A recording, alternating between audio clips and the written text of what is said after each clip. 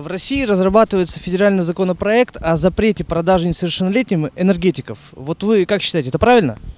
Ну, я как отец и как внук, я надеюсь, можно более полезный напиток найти, чем эти энергетики, которые пришли откуда, черт знает, извините, откуда пришло нам. Но я против, честное слово. Хороший закон. Я, правда, не слышала об этом, но я думаю, что это очень хорошая инициатива. Очень правильно. Я рада за это даже. У меня у самой 2 сыновей, и я вот не хотела бы, чтобы они им травились. Конечно, правильно. Обязательно надо запретить. Иначе до чего молодежь дойдет? Да, конечно, правильно. Потому что несовершеннолетние не должны быть. Я сама несовершеннолетняя, так что могу говорить смело.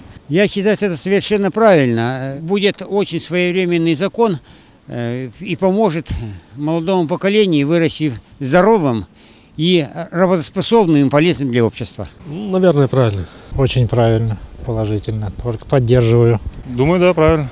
А сами как относитесь к энергетикам? Отрицательно. Намного отрицательно, конечно. Потому что это вредит здоровью. Во-вторых, желудок, нормальный ритм желудка нарушается. Да, я считаю, это правильно.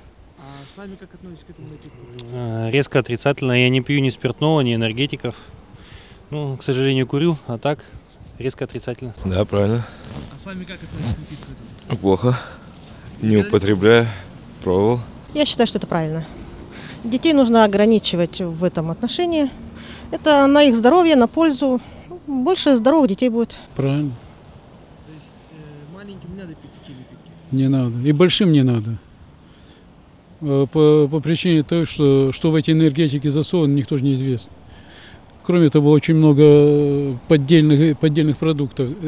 То есть то, что написано, форма не соответствует содержанию.